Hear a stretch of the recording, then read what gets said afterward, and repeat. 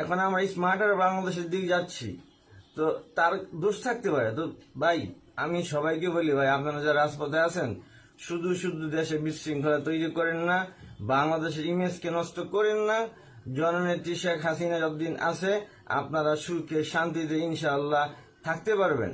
তো আমি জানি না এটা কেন, যে যদি একটা ফ্যামিলি, একটা পুরুষ, একটা স্বামী, একটা ছেলে চালাতে কষ্ট হয়, ওইখানে যদি ছোট্ট ছোট কোনো ভুল হয়ে যায়, আপনারা তা ক্ষমা দৃষ্টিতে দেখেন।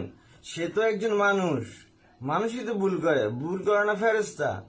আল্লাহ মানুষকে বানাইছে দুর্বল করে, আর দুর্বলের কাছে সবকিছু আপনি আশা করবেন আকাশচুম্বী, তা তো হবে না। দুর্বলের কাজ হচ্ছে কি, সে কোনো না কোনো কিছুতে সে উইক, দুর্বল হবেই।